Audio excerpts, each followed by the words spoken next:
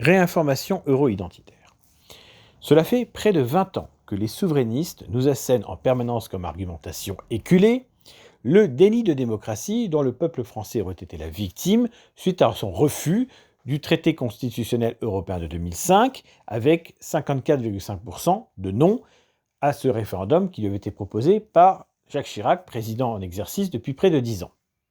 Il est triste de voir que les souverainistes n'ont comme argument qu'un vote qui a quand même près de 20 ans. Et il est intéressant de revenir sur ce sujet pour bien montrer que tout cela est évidemment une vue de l'esprit. D'abord, ce traité n'était pas constitutionnel, même s'il a été appelé ainsi. Je rappelle que la Suisse, par exemple, est appelée une confédération, alors que c'est une fédération. Donc ce n'est pas parce que quelque chose est appelé constitution que c'en est une. Il suffit de lire la Constitution française de 1958 pour voir que ça n'a rien à voir avec un traité illisible de 300 pages. Donc, ça a été appelé constitutionnel pour flatter une prétendue convention dirigée par Valéry Giscard d'Estaing. Dans les faits, c'était un simple traité qui était là pour mettre à jour les données avec l'adhésion donc, de 10 nouveaux pays membres qui venaient nous rejoindre en 2004. Donc il était nécessaire de faire un traité adapté. Le TCE en question n'était qu'un traité de synthèse des traités antérieurs avec quelques gadgets pseudo-constitutionnels rajoutés autour du drapeau et d'autres éléments de ce genre. Donc, évidemment, ce non, comment l'expliquer ? Très peu de gens ont voté non parce qu'il y avait le mot constitutionnel, même si ça a pu déranger certains qui ont pensé que ça amenait à une Europe politique, ce qui n'était pas le cas. Évidemment, le contexte était le pire pour organiser ce référendum. Analysons les choses. D'abord, nous avons un président en exercice, Jacques Chirac, qui était donc au pouvoir depuis 10 ans, qui avait été réélu en 2002 simplement parce qu'il avait été opposé à Jean-Marie Le Pen, qui avait passé la barre du second tour presque par accident à cause des erreurs de Lionel Jospin. Donc c'était un président élu, dans des conditions très particulières et totalement décrédibilisé. En termes clairs, ce n'était pas un président qui venait d'être élu, c'était un président totalement usé et impopulaire. En conséquence, c'était déjà une erreur qu'un tel président propose ce texte. Ensuite, ce texte est proposé donc en 2005, alors que l'Union européenne vient d'ouvrir les pourparlers d'adhésion avec la Turquie. Alors rappelons comment cela s'est passé.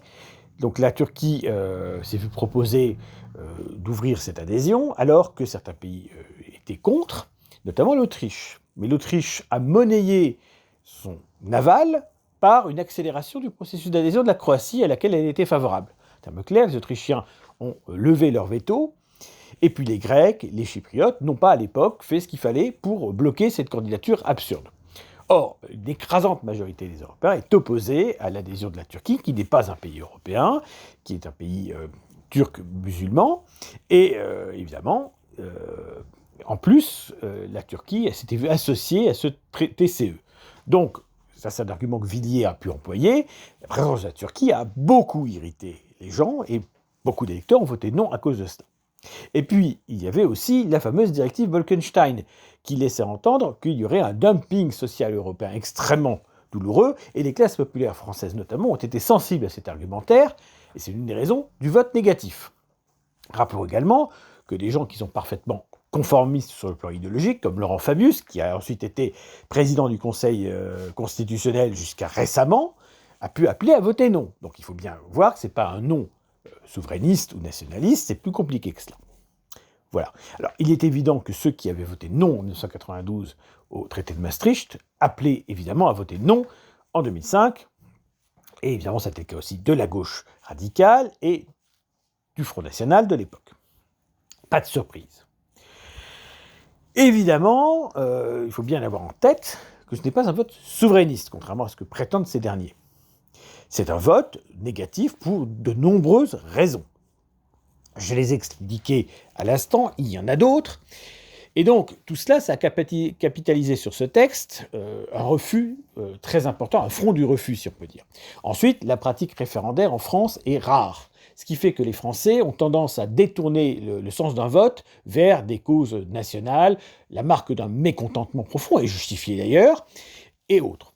C'est-à-dire que comme on a une pratique référendaire très rare, très prudente, eh bien, les Français votent souvent autre chose. La campagne a été rude, elle a été très mal défendue par les partis du centre, si on peut dire, très mal défendue par le président en exercice, et donc le résultat est là, c'est-à-dire que le non va gagner. Bon. Ce traité est donc enterré. En fait, ce qui est interprété par le pouvoir, c'est que la notion de constitution est rejetée, puisqu'en fait, c'est parce que ce traité s'appelait constitutionnel, et pour cette seule raison, qu'il a été proposé au référendum.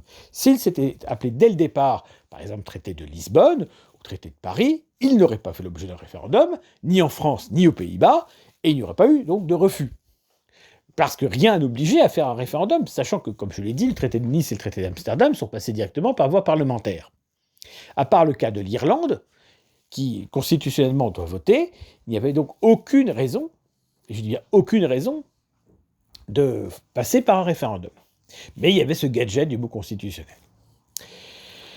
Alors, une fois que ce traité est rejeté, il faut un nouveau traité. Parce que, contrairement à ce que disaient les souverainistes, le non français ne signifie pas une volonté d'un quelconque Frexit. Cette notion empruntée au Brexit britannique, qui a d'ailleurs montré que c'était un désastre total, par exemple, sur le plan de l'immigration, eh bien non, ce n'était pas un vote qui portait sur l'appartenance à l'Union européenne, qui avait été acté par le référendum de 1992, et qui avait été gagné. C'est simplement un refus d'un traité. Voilà, ce traité donc devient caduc, et ça ne veut pas dire que l'Union européenne va disparaître. Je rappelle par exemple que le Danemark avait voté non à l'euro lors du référendum de Maastricht, ça n'a pas empêché le Danemark de faire partie de l'Union européenne. Vous voyez, il faut bien comprendre les choses. Une question est une question. Est-ce que ce TCE est en place? Non. Est-ce que les Français ont été respectés de leur vote négatif? De fait. Donc, qu'a dit Sarkozy dans sa campagne présidentielle de 2007? Il a dit il faut un nouveau traité, il est nécessaire, techniquement. Il l'a appelé du mot de mini-traité, c'était peut-être pas un terme très heureux. Et il a dit précisément on va conserver ce qui est en place et on va rejeter, supprimer ce qui pose problème. Donc, il a pris cet engagement et il a été élu président de la République. Donc, à partir de là, qu'est-ce qu'il fait? Il fait ce qu'il a annoncé dans sa campagne, il met en place ce traité. Alors, Giscard a voulu se valoriser en disant c'est la même chose que le TCE qui avait été rejeté, ce qui est très maladroit de sa part d'avoir dit ça, et c'est faux. C'est faux dans le sens où tout ce qui était gadget constitutionnel a été supprimé. Et c'est tellement faux qu'il y a eu cet article 50 qui a été mis en place et qui a permis le Brexit. Car je rappelle qu'il n'y avait pas d'article 50 ou équivalent dans les traités antérieurs. Il n'était pas possible, théoriquement, de sortir de l'Union européenne. Donc c'est bien que le vote souverainiste a été entendu, puisqu'il y a cet article 50 qui est rajouté et qui va ensuite servir d'argument à un asino quelconque. Vous voyez, ce n'est pas vrai que le vote des Français n'a pas été respecté. Le vote des Français n'impliquait pas de sortir de l'Union européenne, ce n'était pas la question qui était posée. Il n'impliquait pas d'abandonner l'euro, ce n'était pas la question qui était posée. Donc il fallait un traité parce qu'il y avait 10 nouveaux membres. Ce traité, ça s'appelle le traité de Lisbonne. Il est normal qu'il ne soit pas très différent du TCE, dans le sens où, comme je l'ai dit, le TCE n'avait fait que reprendre les traités antérieurs, en faire une synthèse. Donc pour résumer, le TCE, c'était les traités antérieurs, plus des gadgets, effectivement, pseudo-constitutionnels. Ce qu'a fait Sarkozy, c'est qu'il a enlevé les gadgets pseudo-constitutionnels, la reconnaissance du drapeau, etc., et il a gardé le reste. C'est tout. Et c'est logique. En réalité, je le dis, et je le dis avec force, il n'y avait pas à faire de référendum en 2005 parce qu'il n'y avait pas appelé ce traité constitutionnel, et c'est uniquement pour ce mot, et pour un mot donc, qu'on a décidé de faire voter les Français. Alors je ne suis pas opposé à la démocratie, et donc au vote des Français de manière générale, mais qu'on les fasse voter sur des vraies questions, la peine de mort ou autre, qu'on les fasse pas voter sur un traité technique, illisible de 300 pages, qui n'avait aucun sens pour un référendum. Voilà, ça n'a pas de sens, on ne vote pas pour un traité technique. Encore en 92, il y avait une vraie question, c'était l'euro. Pour ou contre l'euro. Au moins, c'était une question qui était cohérente. Là, ce n'était pas le cas. Donc, s'il y avait une vraie constitution européenne, il aurait fallu la faire voter par un référendum européen, évidemment. Quand on fait voter la constitution française, on ne la vote pas par région. Donc s'il y avait une vraie constitution européenne, elle aurait ressemblé un petit peu à la loi fondamentale allemande ou à la constitution de 58, ça se serait apparenté à cela. Donc un texte beaucoup plus court déjà, et surtout, c'était une constitution européenne, c'est posé à un peuple européen, donc à l'échelle de l'Europe, et pas par pays. Vous voyez, c'est ça une constitution européenne. Et si nous, demain, nous proposons une constitution européenne par le biais du Parlement européen, cette constitution, elle fera l'objet d'un référendum à l'échelle de l'Union européenne, et pas par pays. C'est bien la preuve que c'est un traité, et un traité, c'est pas une constitution. Donc il ne fallait pas organiser ce référendum parce qu'il n'avait pas lieu d'être pour un texte technique. On n'a pas voté pour Amsterdam, on n'a pas voté pour Nice, on n'a effectivement pas voté ensuite pour Lisbonne, il n'y avait pas de raison de voter là. Donc forcément, on a fait voter les gens pour rien, sur un texte incompréhensible et technique. Et donc, au plus mauvais moment, avec donc les arguments que j'ai évoqués, adhésion de la Turquie, Bolkestein et compagnie. Qu'est-ce qu'on voulait espérer d'autre? On pouvait que se prendre un non évident, et c'était normal. Donc le non de 2005, a été respecté. De fait, oui, contrairement à ce que disait Souverainiste, ça a été respecté. Ça ne voulait pas dire qu'il fallait quitter l'Union européenne pour l'euro, donc ça n'a pas eu cette conséquence, et c'est normal. Ça n'était pas un vote pour ou contre un Frexit. Ensuite, deuxième chose, il n'y avait pas à organiser ce référendum parce que ce n'était pas un traité constitutionnel. Voilà. Troisième chose, c'était au pire moment. Et donc l'argumentaire souverainiste sur le prétendu déni de démocratie de 2005 est un mensonge. Tout simplement, c'est une désinformation. Le vote a été pris en compte et respecté. Évidemment que, bien entendu, ça n'a pas incité nos gouvernants à refaire un référendum sur d'autres sujets qui auraient pu être intéressants, par exemple sur l'immigration. C'est pas forcément une question d'ailleurs facile à poser par un référendum, d'ailleurs. Et donc il faut arrêter de fantasmer sur ça. La votation à la Suisse, c'est très bien.